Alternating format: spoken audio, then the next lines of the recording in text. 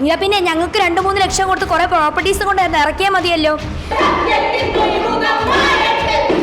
ഞങ്ങൾ കണ്ടോണ്ടിരിക്കണം, അവർ കരഞ്ഞുകൊണ്ട് ഇറങ്ങി വരണം. അപ്പൊ ആ 2 സീൻ അവർ കണ്ടില്ലേ? ഈ 2 സീൻ പോലും കാണാതെ എന്തോന്നാണ് അവർ വിലയിരുത്തണം?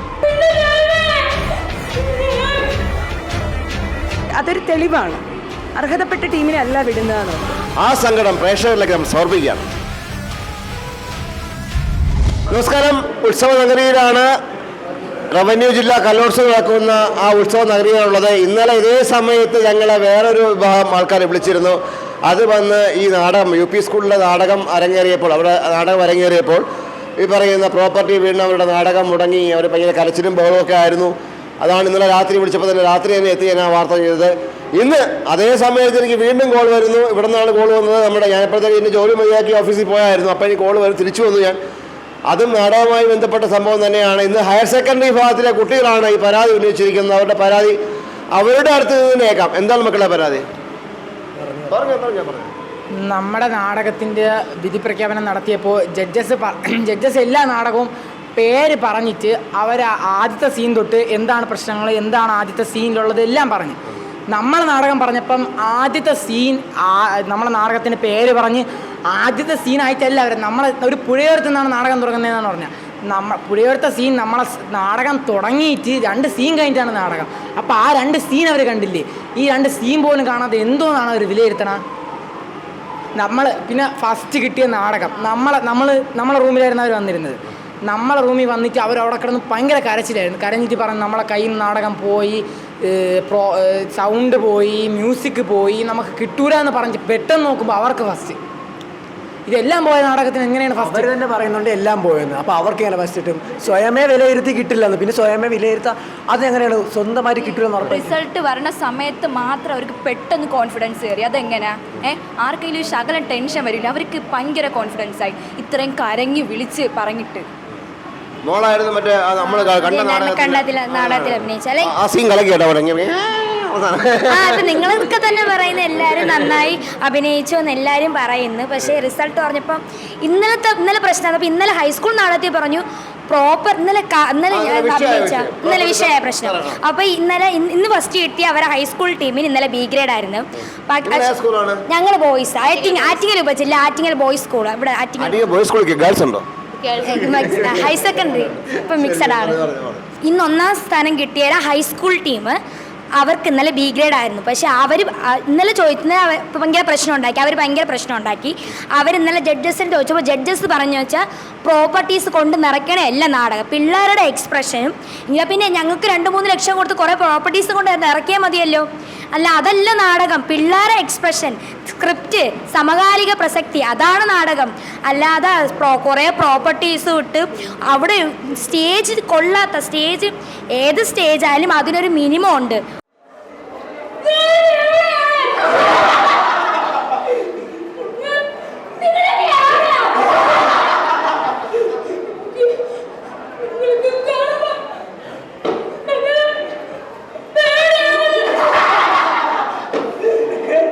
അല്ലാതെ പ്രോപ്പർട്ടീസ് കൊണ്ട് നിറച്ചതല്ല നാടകം ഇന്നലെ ജഡ്ജസ് പറഞ്ഞു. പക്ഷേ ഇന്ന് ജഡ്ജസ് ഇന്നും അതേ ടീം ഇഷ്ടംപോലെ പ്രോപ്പർട്ടീസ്, പിള്ളേർക്ക് നിൽക്കുന്നതിനേക്കാൾ കൂടുതൽ പ്രോപ്പർട്ടീസും കൊണ്ട് വന്ന് അവർക്ക് ഫസ്റ്റ് കിട്ടി. എന്താണ് അവിടുത്തെ ന്യായം? അത് എന്താണ് നാടകം? എന്താണ് അവിടുത്തെ ന്യായം എന്നാണ് ഞാൻ ചോദിക്കുന്നത്. അതേണക്ക് തന്നെ ഞങ്ങൾക്ക് ജഡ്ജ്മെൻറ്റ് പറയാൻ നേരത്ത് എല്ലാ നാടകത്തിനും ജഡ്ജ്മെൻറ്റ് പറഞ്ഞു. ഞങ്ങളടുത്ത് എടുത്ത് അവർ പറയുകയും ചെയ്ത്. എന്ന് വെച്ചാൽ ഞങ്ങളെല്ലാവരും അഭിനയം എല്ലാവരും നല്ല അഭിനയമായിരുന്നു. ബാക്കി ഇത്രയും ടീം ഉണ്ടായിരുന്നു. പക്ഷെ ഞങ്ങളെ നാടകത്തിൻ്റെ മാത്രം അവർ എടുത്ത് പറയുകയും ചെയ്തു നല്ല അഭിനയമായിരുന്നു എല്ലാവർക്കും ഒന്ന്. അങ്ങനെ പറഞ്ഞാൽ നമ്മളെ നാടകം. പക്ഷേ ആ ഫസ്റ്റ് കിട്ടിയ നാടകത്തിൻ്റെ അവരെക്കുറിച്ച് ഒരു അഭിനയത്തിൻ്റെ ഒരു കാര്യം അല്ലാതെ പോലും അവരൊന്നും പറഞ്ഞില്ല. A ഗ്രേഡ് കിട്ടി, നല്ല നാടകമായിരുന്നെന്ന് മാത്രമേ പറഞ്ഞുള്ളൂ. പക്ഷെ ഞങ്ങൾക്ക് ഇതെല്ലാം ഞങ്ങൾ എടുത്ത് പറഞ്ഞാണ്.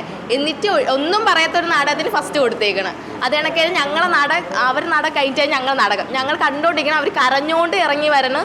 ഒരു കൊച്ചു വന്ന് ബെഞ്ചിൽ കിടന്ന് കരയാണ്. അപ്പോൾ എല്ലാവരും ഭയങ്കര കരച്ചിലായിരുന്നു. അവർ പറഞ്ഞു പാട്ട് പോയി, ഞങ്ങൾക്ക് കയ്യിൽ നിന്ന് പോയി, എല്ലാവരും പോയി. അവർ സാറൊക്കെ വന്ന് എല്ലാവരും ഭയങ്കര ഇതായിട്ട്. അപ്പം നമ്മളതിനെ കുറച്ച് ഞങ്ങളങ്ങ് നോക്കി നിന്നു, എന്തെന്ന് അറിഞ്ഞുകൂടാ നമുക്ക്. എന്ന് വെച്ചാൽ അവർ അത്രയ്ക്കും കരച്ചിലായിരുന്നു. അങ്ങനെ ആ ഒരു അവർക്ക് ഫസ്റ്റ് കിട്ടിയെന്ന് പറയുമ്പോൾ നമുക്ക് വിശ്വസിക്കാൻ പറ്റൂല. കുറേ നാളായിട്ട് ഈ സ്കൂൾ തന്നെയാണ് ഇവിടെ നിന്ന് ഫസ്റ്റ് വാങ്ങിയ സ്കൂൾ. കുറേ നാളായിട്ട് ഒരു 4 വർഷം കൊണ്ട് അവർ തന്നെയാണ് പോണത്. പക്ഷേ ഇതുവരെ സ്റ്റേറ്റ് ചെന്നിട്ട് ഒരു എ ഗ്രേഡ് പോലും അവർ വാങ്ങിച്ചിട്ടില്ല. ഒരു ജില്ലയിൽ മാത്രം ഇങ്ങനെ വാങ്ങിച്ചുള്ളൂ. ഈ സ്റ്റേറ്റ് പോയി നാണക്കേടാണ്. ഓ ഒരു സ്റ്റേറ്റ് പോയി ഒരു എ ഗ്രേഡ് പോലും വാങ്ങാത്ത നാടകം എങ്ങനെയാണ് ഇവിടെ നിന്ന് പോണത്?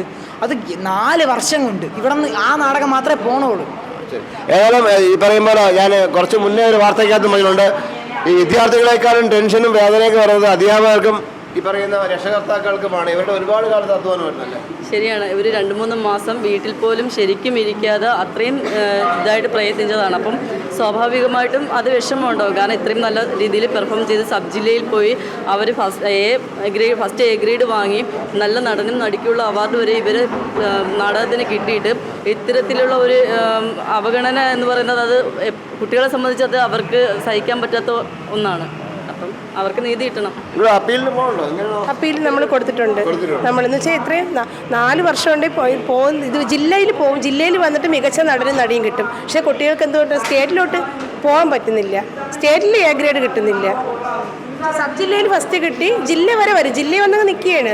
പിന്നെ അങ്ങോട്ട് സ്റ്റേറ്റ് അവർക്ക് സ്വപ്നമാണ് സ്റ്റേറ്റ് എന്ന് പറയുന്നത്. അവർക്ക് ജസ്റ്റ് ഒന്ന് സ്റ്റേറ്റ് എന്നുള്ള അവർക്ക് ഗ്രേസ് മാർക്കിന് അതിനൊന്നുമല്ല. സ്റ്റേറ്റ് എന്നുള്ള എൻ്റെ മോള് 7ാം ക്ലാസ് തൊട്ട് മോണോക്കിന് ഫസ്റ്റ് വാങ്ങിച്ച് ജില്ലയിൽ പോകുന്നുണ്ട്, നാടകത്തിൽ പോകുന്നുണ്ട്. ഇതുവരെ അവൾ 7ാം ക്ലാസ് തൊട്ട് ഇതുവരെ ഹയർ സെക്കൻഡറി +1 ആയിട്ട് വരെ അവൾ മോണോക്കിന് ഫസ്റ്റ് ചെയ്യിച്ച് അവർക്ക് ഇവിടെ ജില്ല കൊണ്ട് നിൽക്കുകയാണ്. സ്റ്റേറ്റ് എന്നുള്ള ഒരു ആഗ്രഹത്തിന് അവർക്ക് അത് നേരത്തെ അവർ ഇന്ന സ്കൂൾ അവർക്കൊരു ഇതുണ്ട്, കാൽക്കുലേഷൻ ഉണ്ട്. വേറെ ഒന്നുമല്ല, നമ്മളൊരു സാധാരണ ഗവൺമെൻറ് സ്കൂളിലെ കുട്ടികളാണ്, സാധാരണ കുടുംബങ്ങളിൽ നിന്ന് വരുന്ന കുട്ടികളാണ്.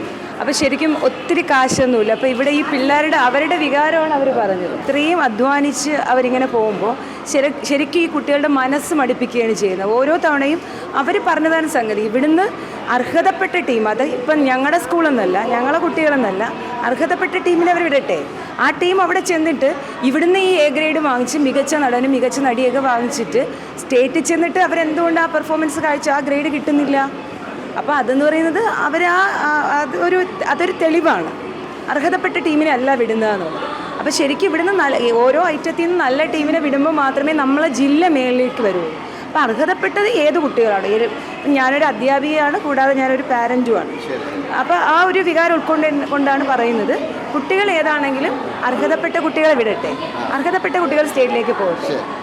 ഏതായാലും എൻ്റെ ഈ ജനറേഷൻ്റെ ഒരു വളർച്ചയാണ് ഞാനിപ്പോൾ ആലോചിക്കുന്നത്. കാരണം വെച്ചാൽ ഞങ്ങളൊക്കെ പണ്ട് സ്കൂളിൽ നാടകം കളിക്കുമ്പോൾ വീട്ടിൽ അച്ഛൻ്റെയൊക്കെ അനുവാദം പോലും കിട്ടില്ല.